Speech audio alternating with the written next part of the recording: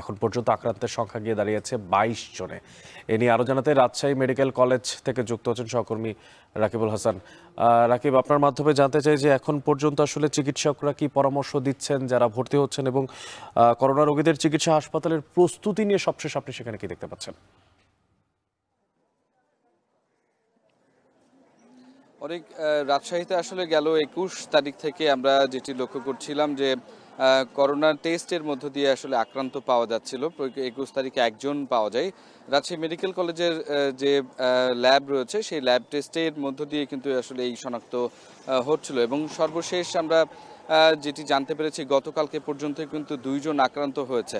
অর্থাৎ এই যখন অবস্থা, যখন প্রায় 20 থেকে 22 জন আক্রান্ত হয়েছে, এবং রাজশাহী মেডিকেল কলেজ হাসপাতালের অধ্যক্ষ তিনি যেটি বলছেন যে প্রায় সেটি 15 থেকে 20% টেস্টের পরিসংখ্যানে, সেই সময় কিন্তু রাজশাহী মেডিকেল কলেজ হাসপাতাল সেখান থেকে আমরা যেটি জানতে পেরেছি তারা তাদের যে আইসোলেশন ওয়ার্ড সেটি প্রস্তুত রেখেছে। এবং আপনি জানেন যে 19-20 সালের দিকে এই যে হাসপাতাল সেটির উপর আসলে করোনা রোগীর চাপ প্রচণ্ড ছিল। সেই সময় অক্সিজেন স্বল্পতা, নানান ঘাটতি ছিল, এখানে আইসিইউ ওয়ার্ডের ঘাটতি ছিল, কিন্তু এবারে কিন্তু সেইগুলো কিন্তু ইতিমধ্যেই কিন্তু নানা প্রকল্পের মধ্য দিয়ে সেটি হাসপাতাল কর্তৃপক্ষ তাদের কার্যক্রমগুলো কিন্তু শেষ করেছে। অর্থাৎ তাদের যে আইসোলেশন ওয়ার্ড সেটির সংখ্যা বেড়েছে, আইসিইউর সংখ্যা বেড়েছে, অক্সিজেন সরবরাহের যে সক্ষমতা সেটি বেড়েছে। সব কিছু মিলে কিন্তু হাসপাতাল কর্তৃপক্ষ তারা কিন্তু তাদের প্রস্তুতি আছে বলছে, যদিও আসলে এখন পর্যন্ত হাসপাতালে করোনা আক্রান্ত হয়ে কেউ ভর্তি নেই। চিকিৎসা নিয়ে গিয়েছেন সেটি গেল মাসে একজন।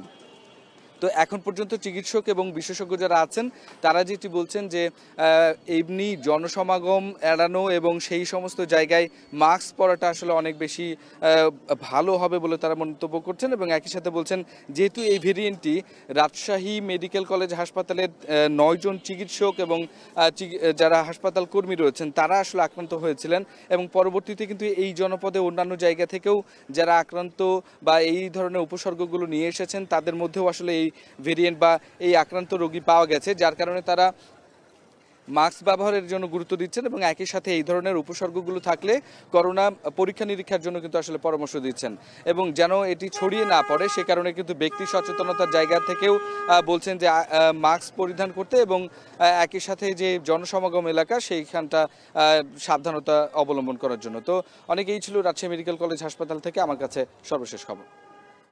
রাকিবুল, আপনি নিজেও সাবধানে থাকবেন নিশ্চয়ই। আমাদের সঙ্গে রাজশাহী মেডিকেল কলেজ থেকে যুক্ত ছিলেন সহকর্মী রাকিবুল হাসান, যারা ছিলেন সেখানে যে সংঘটিত করোনার যে নতুন ভেরিয়েন্ট সেখানে আক্রান্ত যে সমস্ত রোগী তাদের সবশেষ পরিস্থিতির কথা। দর্শক, এখন